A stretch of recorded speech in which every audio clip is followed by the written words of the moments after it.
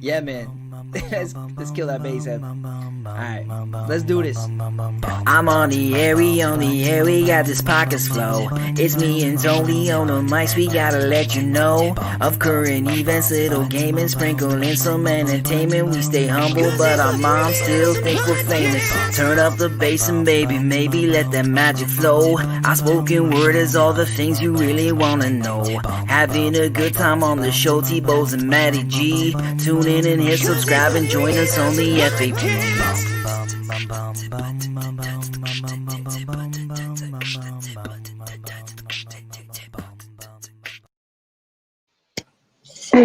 Welcome everyone to the Freaking Awesome Podcast. I am your host Anthony Bowes, and sitting next to me is my happy helper elf, Matty G. How you doing today, buddy? Hello! I only should have did given you a that. warning. You said elf, yeah. Yeah, you could have had a helium balloon ready for that one. Hello! It's just air. It's just there. I'm not too Excellent. bad, man. Good. Excellent. Holiday season is upon us, and hopefully everybody is having a nice slow down gear to the Christmas holidays, and not so worried about, of course, as much as COVID, although it'll, of course, put a little hamper in some people's plans this year. We, of course, are joined today on our third little panel over here by a wonderful lady who is, of course, an author, a playwright, and the ex-Much Music VJ, as well as she has her own podcast, I believe, who is the Reinventing the VJ, as well as a new platform that we're going to talk about in today's show. Everybody, welcome Erica M. Erica, how are you doing today? Good, thanks. And this is Snoop. He's keeping me company. This is my dog. What is it? Snoop. Oh, wonderful. Ah, Snoopy. There he is. So. Aw, so cute. They didn't know they never want to look at the camera when you want them to, right? I was trying to take a picture of my dog earlier today, and she just wouldn't look at the camera. Well, you know, I bought the wrong dog because he's black, and so he's not photogenic. So I can never take pictures. All he looks like is a black stain on the grass whenever I want to take a picture of him. But he's a really... Definitely blends into the chair. Mm-hmm. Yes. That's awesome. That's wonderful. Excellent. So before we kind of get going with the show, Matty G, do you want to take us off with the news today? Yeah, absolutely. So I have three today if we have time. So we'll see how it goes. But the first one I wanted to do is actually a follow up to last week's news. I wonder if you saw that too. Okay, go ahead. Yeah. So apparently some more monoliths have popped up in Vancouver. So did you hear about this yet? I have, yes. Okay, so but it's tell everybody else, because not everybody leave it up to Canadians to make it just put their own spin on it. So anyways, in Vancouver, a monolith located in Dude Chilling Park appeared this week and was subsequently toppled. Then another structure appeared, only this time at Kitsilano Beach. The first monolith to hit Vancouver streets was found sunken into a garden bed of Vancouver's Hack Space at Venables Street and Woodland Drive. Janet, who runs the space welding shop, described it as a 10-foot tall, 2 feet wide stainless steel triangular prism. Even stranger than the monolith's appearance were the sounds it made when Janet pressed her ear against it. There was a low rumble. It sounded a lot like Star Trek Enterprise, and then occasionally it would make little science fiction sound effect noise like ray guns and beeps and boops from R2D2. So somebody put a soundboard in it apparently. Occasionally she added the monolith would actually play the theme song from 2001 Space Odyssey, but it sounded like it was on kazoos, like it was being played by kazoos. So I was like, oh my gosh. Now, so you have to admit, like when I saw that first one, I was like, oh, that's really neat, right? That's kind of eerie and odd and you know. And then now I think it's just a kind of a running joke. We're going to see a lot of monoliths popping up that do different things very, very soon.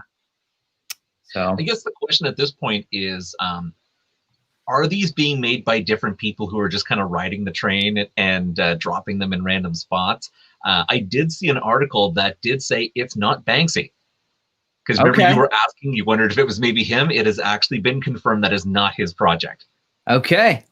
Interesting. Yeah. Interesting. I think it's definitely some creative types. I just wish I knew if they were if this is something that was planned together, like a multinational effort, which is kind of cool, Yep. or if it's just somebody did something really cheeky and now it's a whole bunch of copycats, right? With one person with a lot of money in a helicopter who's just flying this thing around Yeah, the 'cause you would have to world. fly it in, right? Yeah, So, you would to drop this thing without people knowing. So, well, the one my in the goodness. canyon, there was no road access. So they said that it would had to That's have right. been air carried in. So Yeah. Yeah, and I think the one that was in Italy or something like that, they'd said it would have had to been air carried in as well because of where it was placed. man, So, COVID has yeah, created some new levels of boredom. people have a lot of interesting things to do with their time. I I'm think. so good at knitting now. No, I'm kidding. I can see you doing that. Yeah.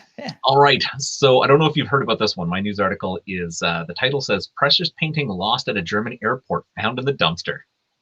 Ooh, So I haven't heard about this. yes, so in Berlin, a surrealist painting with more than that was worth more than €250,000 was forgotten by a businessman in Dusseldorf's airport, and it has been recovered though from a nearby recycling dumpster. What happened is the businessman whose identity, of course, was withheld because I'm sure he's going to be in a lot of trouble for this one, had left the painting behind during his check-in at the airport. And of course, he boarded his flight. And by the time he had landed at his destination, he realized what happened. So he called back to the airport, and they said they didn't have any clue of what he was talking about or what was going on. So the businessman's son went to the airport and talked to the police and everything. And then after having fully described what happened and all the scenario, they did a search and they found this painting inside of a dumpster that was used, of course, for recycling. Now, the funny thing is, like this is a quite a popular painting nowadays, and that at €250,000 is, we're looking at close to almost 400,000 Canadian, right?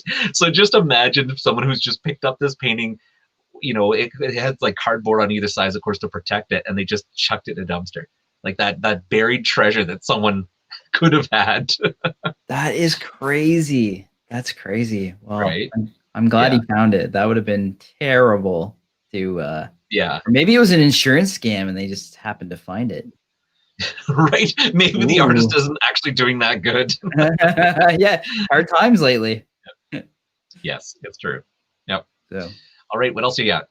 I have the next one's kind of funny. So, tongues are wagging over Target's kinky Santa cookies. Have you heard about this one? Oh boy, no. This is better than Walmart's cocaine Santa. So. Yeah. Well, here's another one. So, Target's Santa Claus themed cookies have unleashed an outcry and laughter among some parents who reported seeing an inappropriate image. The chocolate dipped sandwich cookies are broken up into 3 parts: Santa's head, his belly, and his boots. However, some have misinterpreted the boots image as being completely phallic. Parents were quick to express their concern over the seemingly R-rated frosting, and I did look at the image, and I totally get why that people are seeing this.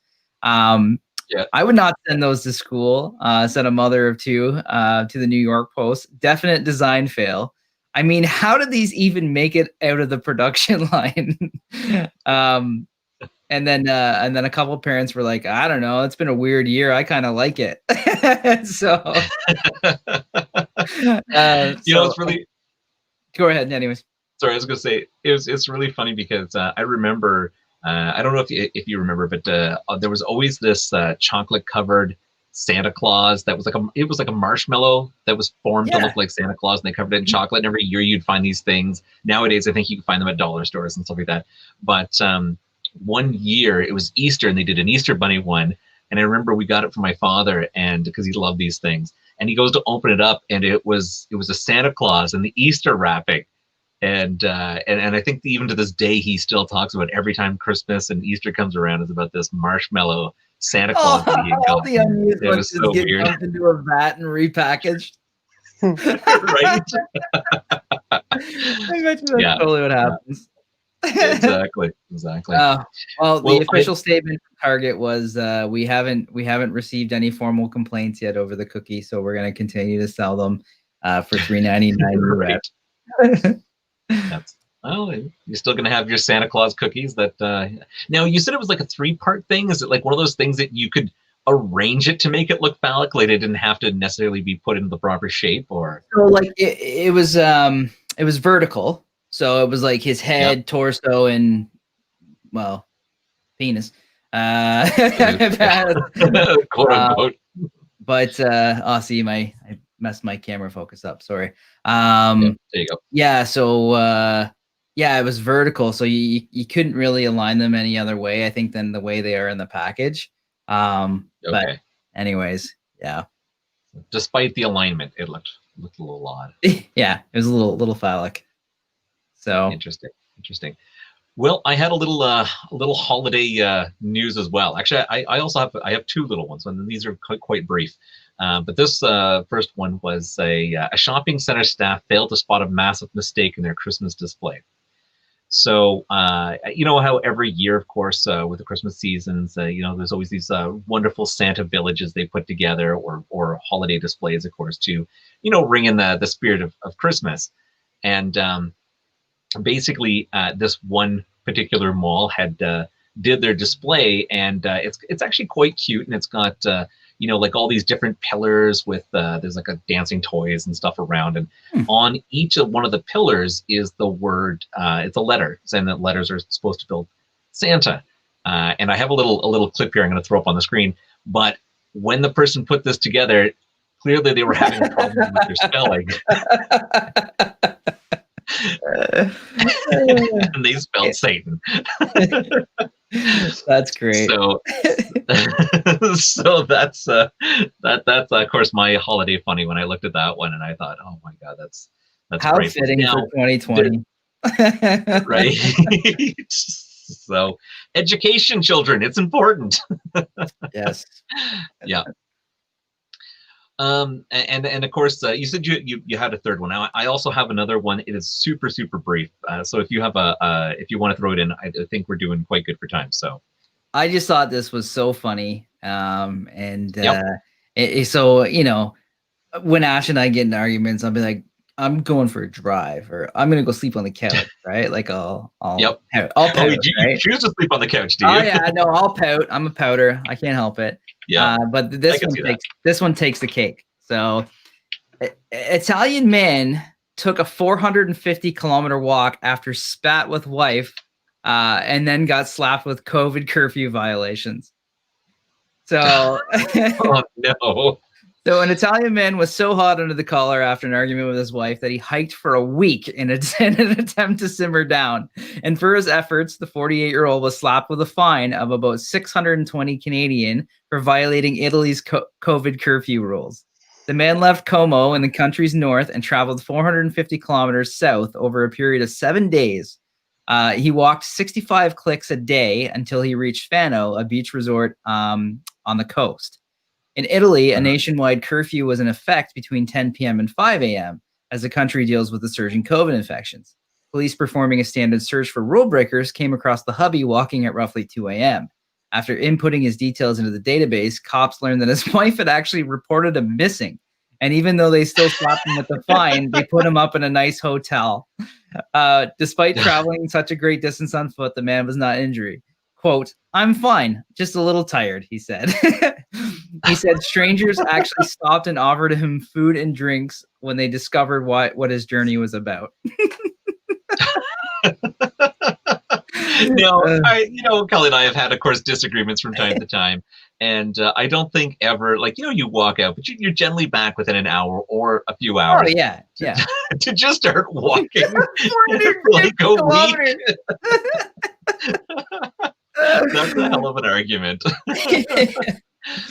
Well, what's so funny about these curfew and the restrictions? I read somewhere that there was a man, I think it was in the Czech Republic or something like that, who during one of these curfew things, he had stepped outside his door, but it was for like 9 seconds, and he got slapped with a $3,500 fine within that 9 seconds of him being out. So some places are taking it super serious, right? And then as they should, man. Things are crazy right now. Yeah. Like even here. Yeah, exactly. I don't know how things are your way, Tony, but in Kingston, it's getting really bad considering what it was, a month ago. So yeah. No, we're still pretty clear here, considering it's surprising. it's like people heard we were purchasing vaccines and just went absolutely stupid. So Right. Well, the vaccine's coming out. I can just do whatever I want. exactly. That's crazy to me. So anyways, That's I don't want to even crazy. get started on this. Opening that can of worms. Ranting about this one. Yeah, for sure. So the last one I have, and this again is super, super quick, but I felt like with the holiday season, this had to be noted. So basically what happened is a man in the UK had purchased an inflatable Grinch for his daughter because he thought it was like, she's a huge fan of the Grinch, and he thought it'd be super nice to have one for Christmas this year to like inflate outside the house. Or outdoor ornament? Like the outdoor ornament. Okay. So what he didn't know is now he paid a fair amount. He paid £500 for this thing, which he thought was extreme, but I guess it was really hard to find. So he went ahead and bought it. When he inflated it, it turned out that it was 35 feet tall and it stood above his house by like 10 feet. How can you not see that? Like when you right? So and of course his daughter was absolutely thrilled with it and loved it. Now he was like, if you see him standing next to this thing, he literally doesn't even stand up to the top of its boots. And this thing is so astronomically tall that people from everywhere started showing up to look at this thing. So he thought, okay, well, if people are going to start doing this, I'm going to do something good out of it. So he started asking people who would show up at his house to look at this for a donation that he was, of course, putting over to a hospice that had helped treat his father who just passed away in May due to COVID. So he wanted to raise money for this hospice to help them out. And with the amount of people that showed up, he's raised already $13,000 for the hospice for people who just are coming from like hundreds of miles away to check out this massive Grinch that stands above the man's house. And he doesn't have a small house. It's a big house. Oh, that's awesome. What a great way to, what a nice thing to do for the community. That's really cool. So right. So I can only imagine what the pump or the air system would take to keep that thing inflated. Must cost them a pretty penny too. Have you seen the viral video of the two Christmas trees that talk to each other? Yes. I want that kind of so bad, but bickering. apparently, they start bickering about what color one turned. Oh man, I want it so bad. I looked it up though. It's completely custom made. So that's crazy. Yeah. So well, you know what, Matt, you're technologically inclined. You could figure that out for next year. Yeah. I might, because it was really, really cool. So maybe we can just get some artificial trees and cut them up and actually animate them too. I'm just gonna pay the two old guys down the street to just stand on my lawn. They can bicker for free. Argue. I don't know. I'd show up to see that. It's always fun. So Erica, time to come over and chat with you. And again, we really appreciate you taking some time out of your busy day and coming to chat with us on the show. No problem. Do you, before we kind of get into things, do you have any holiday traditions you're looking forward to this year, or has COVID put a bit of a clamp on them? I celebrate Hanukkah. It starts tonight. Oh, and, wonderful! So right after this, we're gonna go light our candles. But it's not a happy time, because we can't see anyone outside of our immediate family, and everybody has to just, I don't know, just put away their personal feelings and think of the greater good right now. So that's what we're doing. Mm-hmm.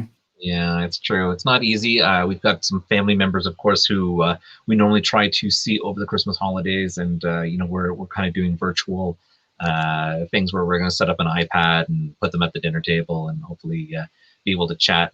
But it's I think it was last year, or possibly I think it was last year or the year before. I was visiting one of my brother's friends, and they were celebrating Hanukkah, and I got to play the dreidel game for the first time ever, which was super fun. And my kids loved that. And my daughter was really good, and she cleaned house and eventually shared her chocolate coins with us. So you're a gambler.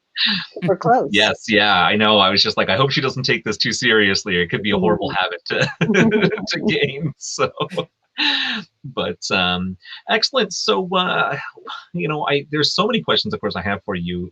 You have literally done so much, of course, since the days of Much Music, and it's quite interesting that you're kind of circling back around, and now, of course, was it just recently you've started your podcast, correct?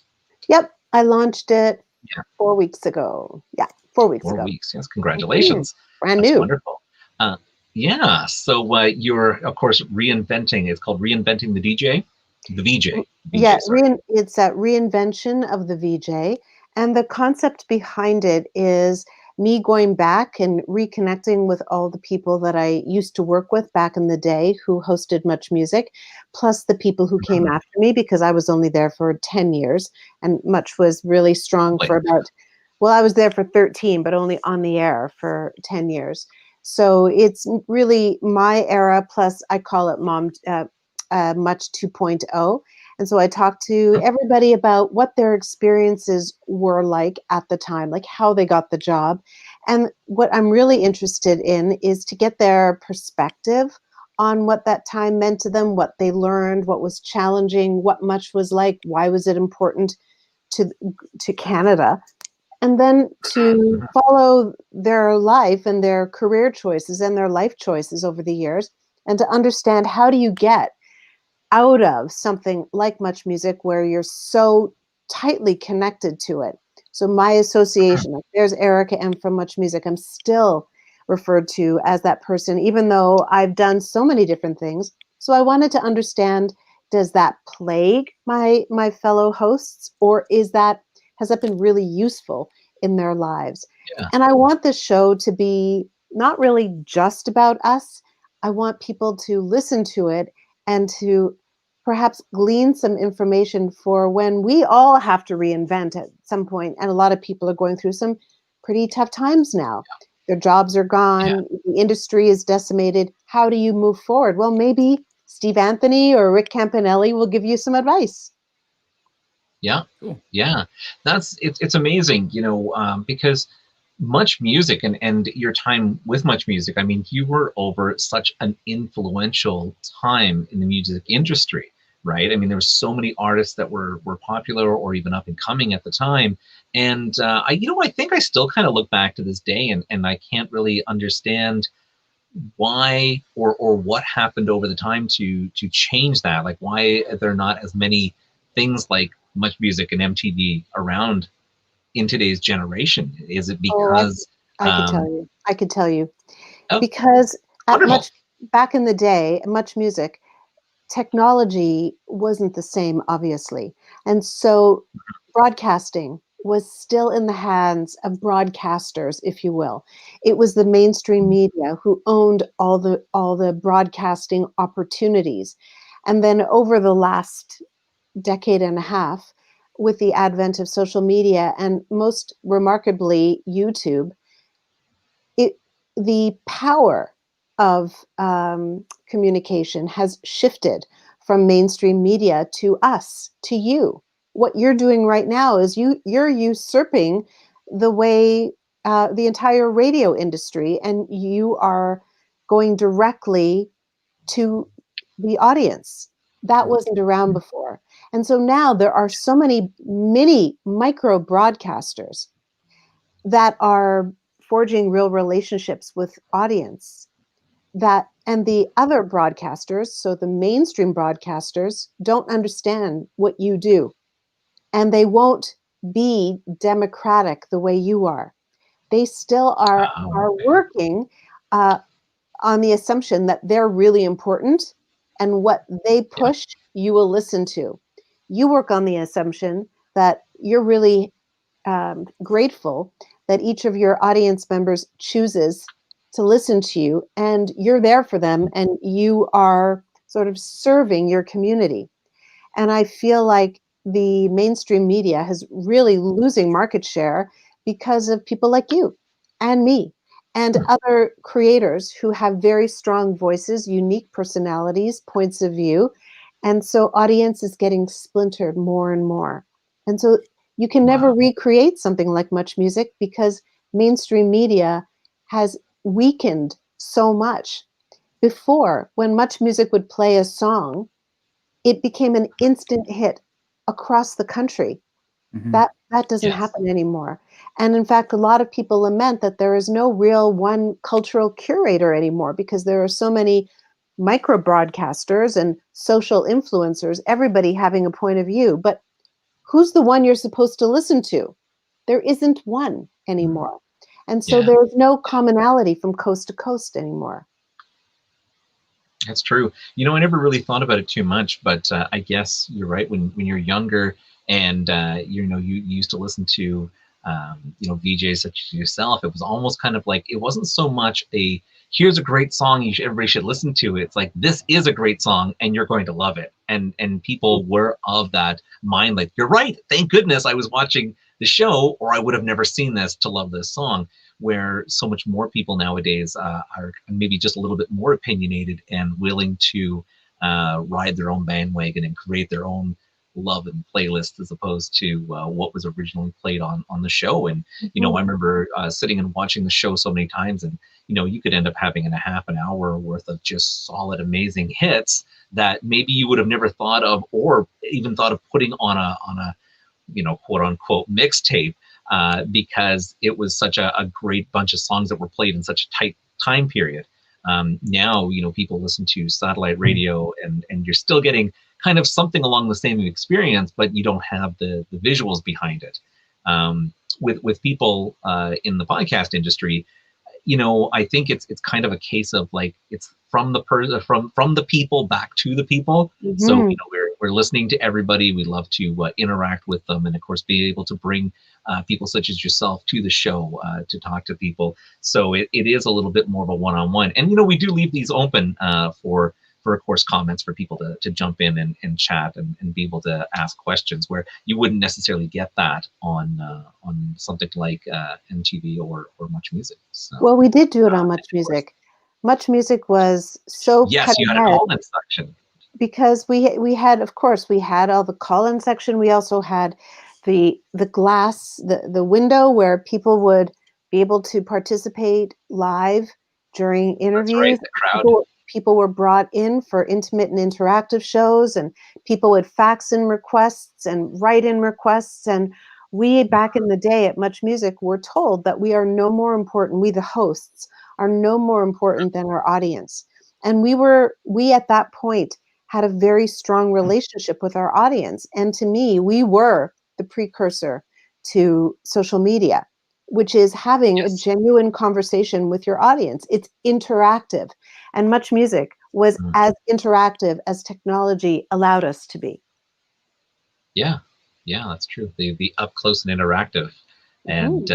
and you're right. You know, there's and I remember having friends, even in the Kingston area, who would just, you know, they all want to be like, let's get in a car and let's drive up to Toronto and see if we can get in that window and to Mhm. chat. And people would want to come from far and wide to even just be seen in that window in the background, Yep. which is Yeah. quite interesting. And there's nothing like that now. And that's sad. No. And I'm Mhm. not lamenting the loss of Much Music. I'm lamenting the fact that my kids, who are 17 and 20, don't have that same access to a cultural curator for them to find really cool stuff. Now, of course, they're finding stuff on their own, through Yeah. Spotify and Apple Music, etc. But that's self-discovery. That's different than someone really cool like George Stroumboulopoulos, who is able Yes. to share what he loves. And if you love George, then you will be interested in what it is that he plays. Now, he just started a radio show on Apple. Every day he's got a radio show. So he's kind of still a cultural curator. But if you don't have Apple, if you're not like an Mhm. Apple Yes. person, you won't be able to listen. So it's still, Still it's there. not the Yeah. same thing. Still See, limited. I think there's another side of the coin here, though, and that is the over fragmentation. And there's sometimes too much choice for people that it creates choice 100%. confusion. And Yeah. I don't know if we've hit the saturation point where things have been, become too fragmented, where we need to find a middle ground between, what Much Music was and what today is, where there's just so like it's choice can like for me it's choice confusion. Like even, you know, do I want to watch Netflix or Amazon Prime or Hulu or Heyo or you know what I mean? Like whatever's on. And it's just for me, it's like I wish that I kind of miss the days of much where you had that kind of single stream that your go-to and something that you could trust that was going to offer good content. So you So just said something really interesting, something about where that you can trust. And mhm, I'm going to be maybe controversial right now and talk about social media, which I love, by the mhm, way. I mhm, am, on well, not every platform, but many platforms, and I'm very active. And I love talking to people and meeting people online, and I think it's amazing. However, there are so many bad people who have access to platforms now.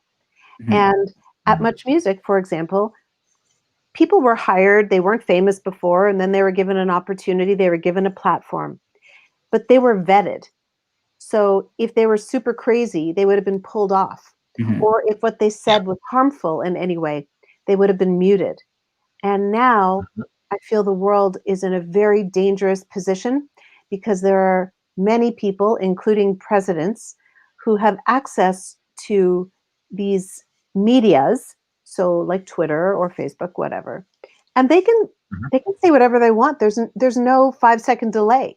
mhm, There's Yeah. nothing to stop the lies, the misinformation, the anti-Semitism, the racism, uh, it's just out there, like a yep, Yeah. cesspool. yep, So it's not like I'm old and longing for the old-fashioned days. I feel like there needs to be some checks and balances in the world of social media where if you are spewing negativity, that it's just blocked. mhm. And I know Yeah. that a lot of people go, well, that's censorship. And I go, well, that's okay. That's okay because Yeah. I that's actually agree with you.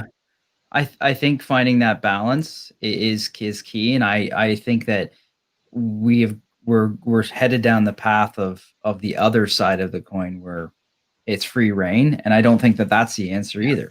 right. So No. No.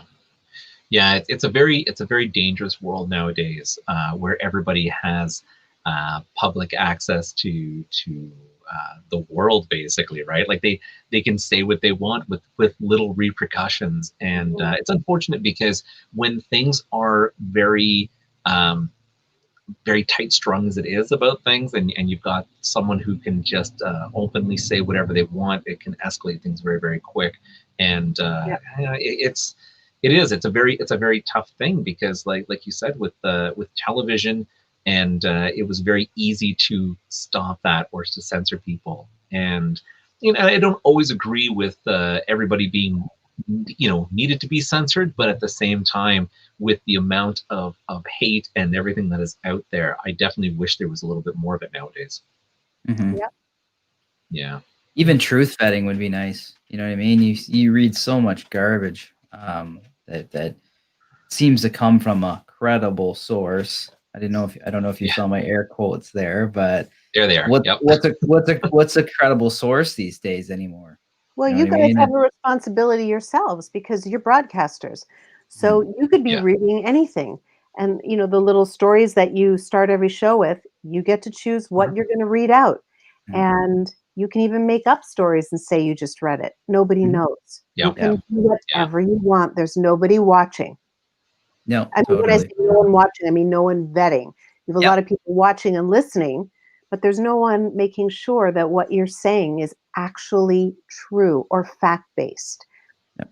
Yes. Yep. That's kind of Though scary. we always present it to our audience, at least. Yeah, if you want to call us out, you think that one of our articles was wrong, we do of course do the little research and make sure that But it they is don't real. know. But They don't know. but it's true. They They don't don't know. they don't Yeah, know it's that. how do you prove integrity? You can't. Mm, Yes. It's consistency and belief. That's how you prove integrity, and it's very hard thing to capture Yeah. and mhm. Yeah. convey. And then of course So the flip side to that is you could have someone who just doesn't like you personally, who wants to try to tear you down, and they could go out of their way to create something to make it as if you are not as good or professional or as nice as you appear to be. So Mhm. yeah. Yeah, it's unfortunate. You know, they say there are the quote unquote trolls or haters out there who might want to work against you, and you know, unfortunately, this is also a day and age where you either can get upset about it and let it, you know, eat away at you, or you just have to let it roll off your tongue and know that you're trying to be the best you and professional as you can be. So you know, it's True. you either trust yourself or you don't. So Hmm. Yeah. yeah.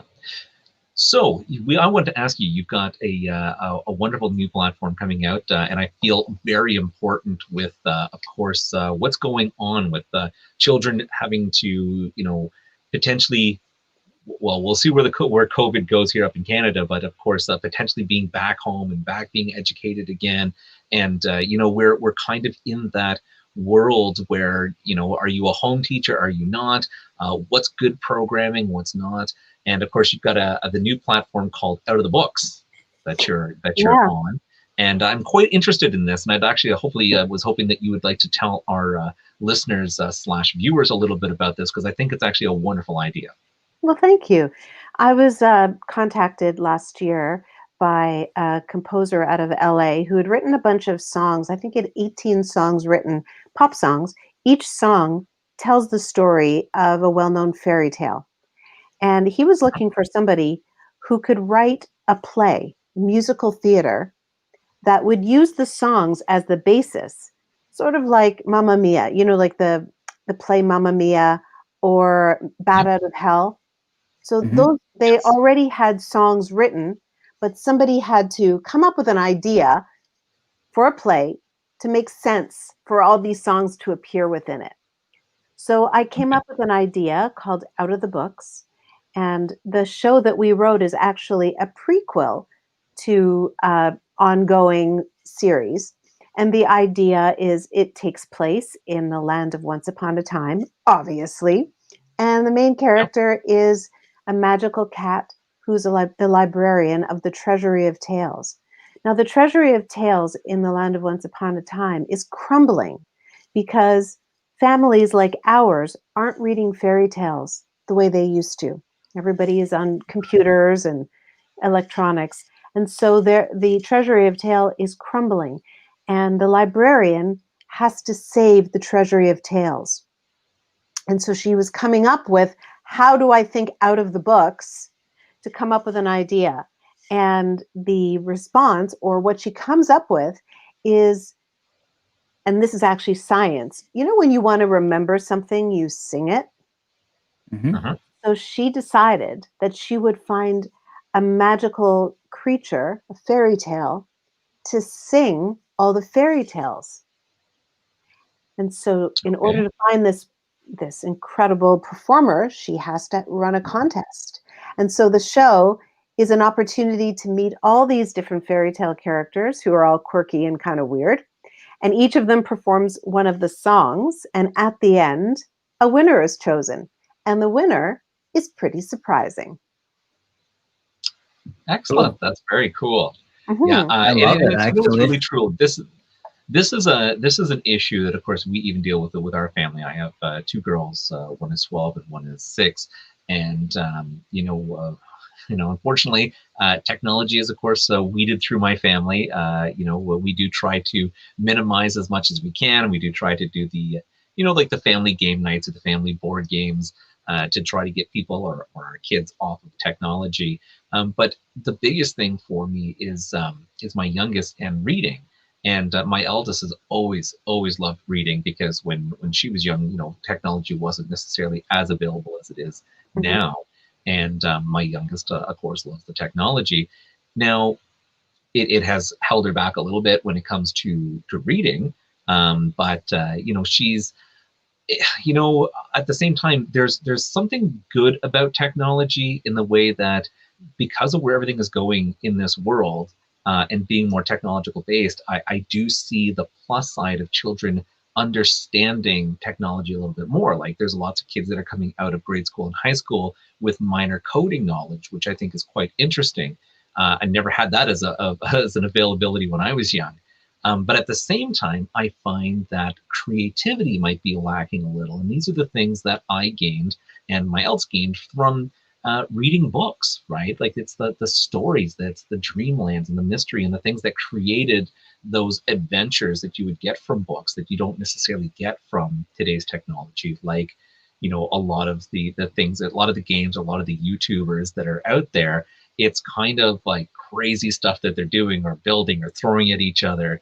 And I just don't find the education in it. Whereas something like this is fantastic. And I actually look forward to kind of putting my youngest in front of it to see, you know, how she reacts and what that will kind of inspire in her with imagination and more books, hopefully. Well, in terms of imagination, what's kind of weird is that the show was written as a play, and then COVID happened, which, you know, Mm, blew up our dreams. It was supposed to premiere in Scotland at the Edinburgh Theatre Fringe Festival, and that was like gone. And so we decided to use our creativity and pivot. And we turned it, I had to rewrite it, and we turned it into an 8-part YouTube series. But what's so cool is that we shot it, we cast all the actors from the UK and from the States. Two of the actors are from the cast of Hamilton, and everybody shot their parts in their homes against green screens during lockdown. And we directed them because the director was in the UK, the producer and co-writer was in LA, and I'm in Toronto. And so we went on Zoom and we directed everybody from Zoom. And then wow. it's the post-production is really high end. It's really fun. And we tie it all together using technology. So the show, in fact, is way better as this YouTube series. Hopefully we'll, you know, once the world, you know, becomes a little more normal again and theater is Mhm. back, we'll turn this back into a play. I think the Mhm. kids would really love it. And also, once we're finished this, then we're hopefully going to put out a bunch of books starring the Okay. the cast and characters from out of the books. Oh, that's wonderful. Then right Yeah, back into the books. that's right. That's very cool. That's very cool. Excellent. So, well, before we go any further, maybe we should jump into the next part of our show, which is our 20 questions with Matty J. He's going to ask you 20 semi-quick questions. There's no timeline on the answers, of course, but this is just a little bit for our audience to get to know you a little bit better. Okay, And we Maddie. used to call this our rapid fire questions with Matty G. This is our slightly slower than average rapid fire questions with Matty G. Sounds good. All right, here we go. Question numero uno. What made-up word would you register into the English language? Industria Fantasio. Ooh, I haven't like had that this one before. already. Yep. Do Sounds you like want to something out of explain what Harry it means? Potter. I love it. Yeah, it's someone who is really creative and makes incredible things. Cool. I actually really like Excellent. that. I love that. That is a great word. Yep. What's the scariest dream that you can remember? Dream? Yes. Oh, yeah, that's an easy one. I was in a show once, a play called Unidentified Human Remains, Hmm. and I still have nightmares about forgetting my lines for the opening monologue or forgetting where I'm supposed to be on stage. Uh, yeah. Yeah, that'd be a good one. If you could pick a superpower, which one would you go with? Singing. Wish I could Yeah, sing. Mm. that's Oh, cool, okay. actually. Now, would you be able to break things with your voice or just regular good singing? No, I would enchant people with my voice. Ah, very cool. Okay, That's where I was there you going go. to I go with. like that. That's a Yes, great one. Yeah, that's like more a super. I siren. I like like it. that. Mhm. Would that What's your make you a earliest super childhood villain? memory? My earliest childhood memory? Mhm. Whew, probably driving to my parents' summer camp, sitting in the back seat of a station wagon, untethered by a seatbelt, um, like playing with books in the back seat of our car, listening to Crosby, Stills, Nash and Young. Nice. Oh, very cool. What activity makes you the happiest? Making stuff, Yeah, just anything? writing Cool. something, writing, creating, Cool. anything project based. Awesome. Very cool. What foreign language would you most like to learn? Probably Italian. Yeah, language of what they say, it's the language of love, right? Well, Italian. it's also the language of pasta and wine. So, Yeah. more importantly, forget the That's love. good love. All about Okay. Yeah, food. I think Right. you and my wife would get along great. Mhm. Yeah. Love of food. If you could relive a decade, which would you choose and why? Maybe, well, I was going to say the era of, I don't want to be around for a world war. I don't know. I don't know. Yeah, That's a really tough tough one. one because I don't want to go back to an era where there was war. Although I do dislike this era because, as we were talking about before, Anthony, about it's an ugly era of lies and hatred, etc. So I'd like to go back to a simpler time. So, the years where like Wizard of Oz was made, and there was a more of a joy in life. But I Mhm. would like the war not to be a part of that time. Totally. Yep. Okay. Yeah. What was the first movie that ever made you cry? Oh, probably Wizard of Oz Yeah, or Bambi. Excellent. we get Bambi a Super lot. popular. Yeah. Do you believe in aliens? No, and I don't believe in God either. All right, Okay. fair. That's two now. Let's do that. How would I you? always rip on Robert Wall. Yeah, Love exactly. him. Yeah. How would you spend $100 million? Oh God, fixing the world, finding the smartest people and getting them to solve the world's problems and funding them. Cool, very good answer. Okay. If you could domesticate an exotic animal, which would you choose? None. I would never do that. No. No All way. right, that's fair. Yeah. What's your biggest pet peeve? Peter loves you. Uh, my biggest pet peeve: bureaucracy, Yeah, stupidity. Stupidity and bureaucracy are sort of tied together. they are. Yeah. uh, what was the last thing that you did just for yourself? Oh boy, COVID, man. Oh well, I guess I don't know. What did I do for myself? I bought some mascara today. Hey, well, that's something. That's Makes okay. you Yeah. think, though. You got to take care of yourself. Mm, That's right. it's hard these days because you can't really leave the house. Yeah. And, my house is a place where I work. It's Hmm. not a place where I relax. Yep. So my relaxation happens outside the home and can't do Mhm. it right now. And I am really committed to staying home and doing what, the governments are asking of us to do right now because I want this madness to end and I Hmm. don't want people to get sick. And I do feel because I'm in a position where people look to me, that I have to walk the talk. So I just feel a huge responsibility to toe the line right now and be safe. Yep. I'm totally Yeah. with you. Yeah. I work from Yeah. home as well. And yeah, other than walking my dogs, that is the only outside time I get and they get.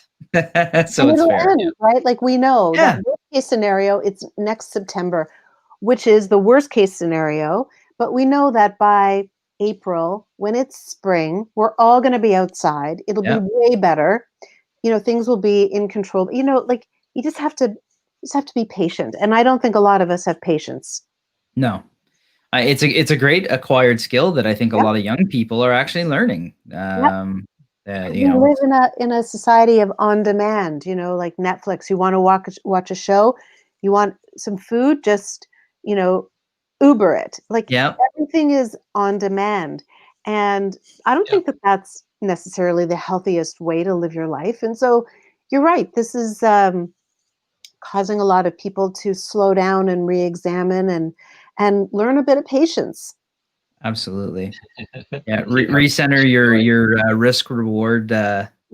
epicenters of the brain there. Well said. Yes. You, you know, it's Very really funny actually because I always my wife always gives me credit for how much patience I have, but at the same time, she's also the one who says, can you not move any faster? Can you not do this? She's always kind of a little bit more impatient about things. So it's a very interesting balance we bring to the family. Yeah, that's great. What do you do when you can't fall asleep? Read. Yeah, good. Good one. Do you prefer traditional books, or do you use like an e-reader? Or I can't read books anymore. I don't like them. I read. This is my phone now, or my iPad. I read everything. I think it's the coolest thing that I could always have a book with me, yeah, and that I also can buy a book at any time, and it's right there. So yeah, I yeah. don't like books anymore. No, very cool. I still like the feel of a good paperback. I don't know what it is. There's something about having that book, but at the same time, if I were to travel, I would much rather an e-reader so I could bring multiple books with me. Mm-hmm. So, See, Ash used to be like that too, Tony, where she loved her paper copies, but I got her the Kindle, and she just hasn't gone back now. So yeah, too convenient. I'm So I'm still weeding them out. I built for Kelly for her Mother's Day. All she wanted was one of those little public library things. So I built her one, and we're putting all our books out for people to I come and want one take them. so badly. that's Yeah. cool. It was my first attempt. It turned out to be a lot larger than I thought, and people have tried to steal it from our front yard because they thought it was a doghouse.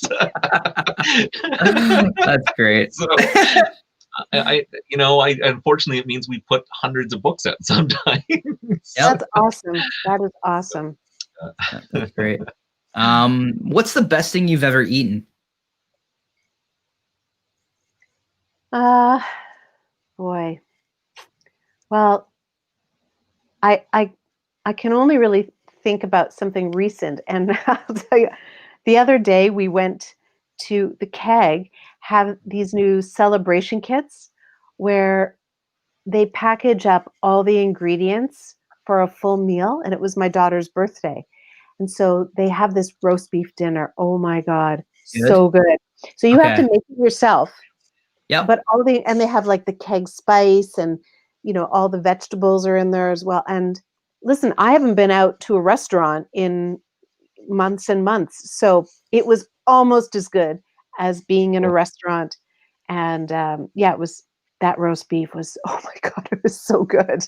I'm so glad you said that, because I really have cool. actually I have a $200 Keg gift certificate that I haven't used yet, and that was the perfect suggestion. So Yeah, it's called Celebration Nice. Kit. It's so good. celebration kit. Cool. Yeah. Kit. I will Yeah. definitely be doing that. That's awesome. All right, and the final question I have Lone for you Star. today. What is your favorite podcast that you've been on in the last 12 hours? Well, even in the last week, I would say it's yours. That's awesome. I thought you might say you. your own, actually. Yeah, So I was like, we'll say your that's own, and then tricky. we'll be a close second. My podcast, believe it or not, it's been on for what? It's been on the charts for 4 weeks. It's number 4 in the best, Hey, or in the performing arts category on Apple Podcasts. It's like Congrats, that's all these amazing. other ones, congratulations. and that's in Canada. And I think what's really important is that Canadians need to tell Canadian stories, Mhm. and Yes. that's what my podcast is, only about Canada, because Mhm. it's Much Music is Canadian, and it is about our culture, and all the stars and every guest is Canadian. So I'm really proud to be that so many people are listening to it, because it's our youth. Mhm, Yeah, mhm. absolutely. That's wonderful. Absolutely. Yeah, we always love it when we like to. We try to focus on Canadian artists as much as we possibly can, and so it's always wonderful when we're able to connect with some musicians and bands Mhm. that, of course, we've enjoyed over the past years, even in our youth. So it's always wonderful, and it's I'm always interested when I talk to some of our American friends, and we say, oh yeah, we've had this the band, or we. Um, on recently, and they're just like, oh, I'm not familiar with who they are. And I'm like, how is that possible? Like, they were on charts and platinum records, and go like, how do you not know these people? And it's very interesting to realize that there are so many amazing Canadian artists that have not even been heard of in certain areas. So it's Well, great to have the show. And try to get I'm actually really glad that, Erica, we had you on the show because so we always obviously do our research on our guests that are coming on, and through researching you, I found that interview with Kurt Cobain from so long ago that went viral, and I had never seen that before. And I was a huge Nirvana fan back in the day, so I thought that was really, really cool. And what was that like? You know what I mean? Like, was it such a just something that happened, or? Well, the way it worked at Much Music is that you were given the interviews. So they said to me, Okay. Erica, you're going to Seattle, you're doing Nirvana. It was everybody in the band. So I was a little nervous because if you know anything about Nirvana and specifically Kurt Cobain, they're really not they really were anti-mainstream. Yeah. And so this is a junket, which meant every mainstream media from around the world was meeting in a hotel, and each of us were given a room where you had to do the interview. So it's like shit to begin with, right? Because Yeah. you know that any sort of rock interview in a hotel is bound to be potentially really boring. So my strategy was for him to look at me not as mainstream and as a person. So the first thing he did when he walked into the room, I introduced myself and I said, "Hey, do you want to do the interview in bed or on the balcony?" And he looked at me, it kind of like woke him up. And he looked at me and he went, and he sort of stuttered and he said, "On the balcony." And I was like, "Great, okay, let's do it." So we set up on the balcony, but I just wanted him to, I wanted to say something that he wasn't expecting. Mm-hmm. Then we went outside to Yeah. do the interview. And in the old fashioned days, when I was on TV, it was a one camera shoot, but you would shoot it at two different angles at different times. So the way the interview worked is I had a cameraman standing behind me filming Kurt Cobain. After Kurt left, the camera moves to where Kurt was standing, and I do what's called re-asks. And then the editor glues the question and the answer together.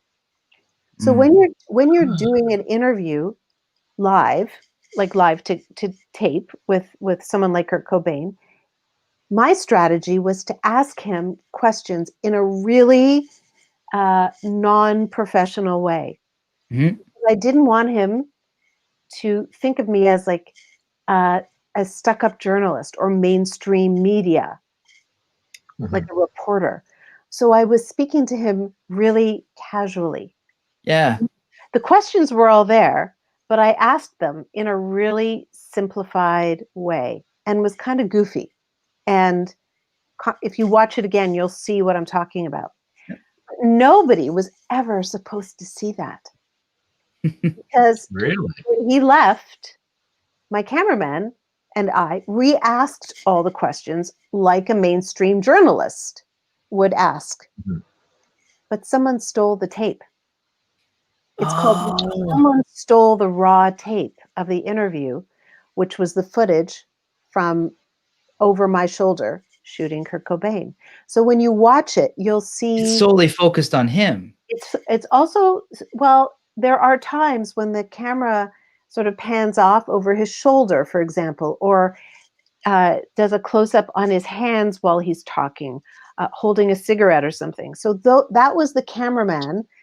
That's what they would do at the time, is they would be shooting or thinking about cutaways Mm-hmm. at the time. So cutaways is what you use to edit.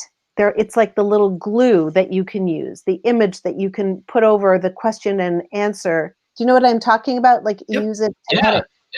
So you'll see, again, the cameraman is probably mortified that people are seeing this raw footage because it wasn't shot to be consumed in that way.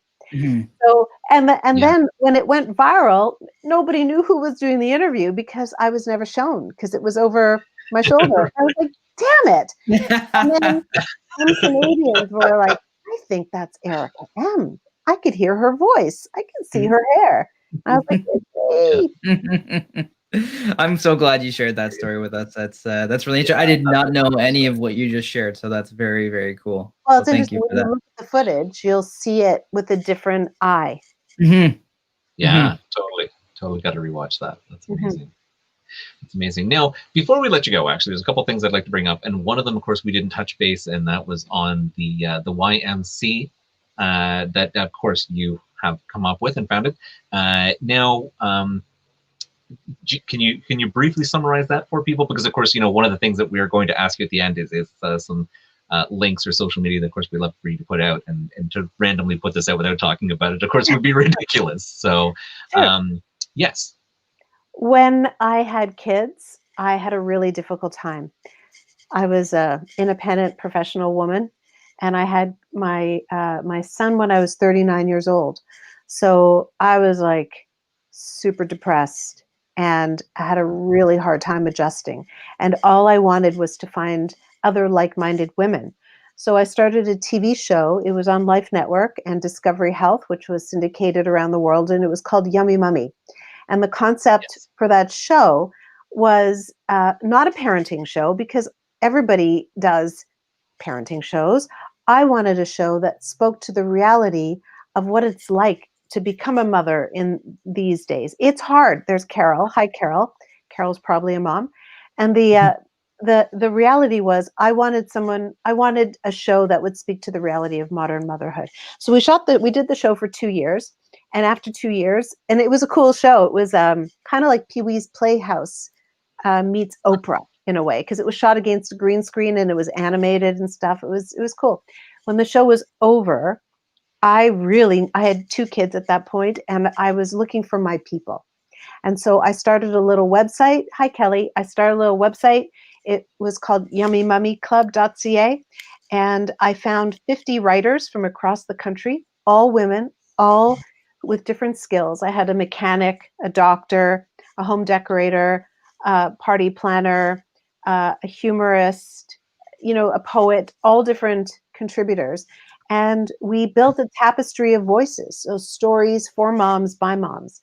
So I've been doing it for 14 years, and it has evolved and shifted over the years. We shortened it to ymc.ca because Yummy Mummy is no longer relevant, because we didn't have to reappropriate the term anymore, because people understood someone who's a Yummy Mummy is someone who is a woman who is sort of self-made, and someone who is in control. But at the beginning, it was what men would say, "Oh, you're a yummy mummy." It's like, shut up.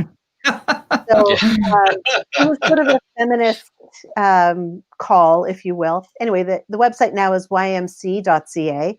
And I think we're one of the longest running online properties for women in Canada. It's 14 years now. And I also run a marketing agency that connects brands with moms, telling amazing stories. So rather than, all this stupid like soccer mom stuff, it's actually Yeah. great storytelling written by moms for moms, integrating brands. So it's sort of a Love win-win it. scenario. Yeah, very cool. Yeah, Thank you. that's amazing. Yeah. Absolutely amazing. Love it. Excellent. Well, once again, I know unfortunately our time always seems to tick down so quick, and I never realize it until all of a Yeah, sudden this I one look flew down at the by. recorder. I'm just like, wow, we're just going by so quick. But before we let you go, we always love to have people reach out and let us know. Is there any social medias that you'd like to pitch, or charities, or anything that you're working on that we can make sure that our listeners at home, if they're not checking the live feed, they like to listen to the podcast later on, that we can post up on our website for you? Sure, that'd be great. Well, I guess the first one would be, if you would like to hear the podcast, Reinvention of the VJ, that would be awesome. And that's ericam.com/podcast. So you could find it there. And then all the different Apple and all that stuff is all there as well. The website is ymc.ca. And then you can find me on every frickin' social platform, like Twitter, Facebook, LinkedIn, Instagram. Kind of live online, have done for about 14 years. And I really like to connect with people and to answer questions, and, hear if you're liking the podcast or the website or whatever. Amazing. Excellent. always love when people can actually reach out and connect, and people feel actually comfortable doing that. So we'll make sure, of course, we post that up under our guest section when we re-air our show. And that way, if anybody wants to reach out or at least continue seeing more about what you're doing, including the YMC and also about the Out of the Books, because I think that's absolutely fantastic. And I really hope that it does continue on and that you end up making it a book series out of it, because as I always say, you know, you can never have enough books. Well, Anthony, I Even forgot to put that in there, that I hope that people subscribe. So if they go to YouTube and go to Out of the Books, OUTTA, the books, Out of the Books, if you subscribe, we're just dropping every episode now. So we have 2 episodes up and 3 is launching in a couple of days. And there's 8 altogether. So hopefully if you subscribe to the channel, you know, all those episodes will get delivered to you and your kids. Wonderful. Cool. Well, I definitely know I'll be subscribing to it personally. Yay! And we'll make sure that we post those links up, of course, on our page for other people to be able to get in touch with you or to see these episodes. Because again, I really do feel like this is given the time and everything that's going on, this is something our children need. Thank you. Thanks so much, guys. Excellent. Thank you. Well, wonderful having you on the show, and you know, it'd be nice to hopefully be able to circle back around with you in the new year and see what's happening in the world and what else you've been up to. It looks like you were constantly on the go and definitely creating new things. And in the meantime, we hope that you have a wonderful, happy Hanukkah.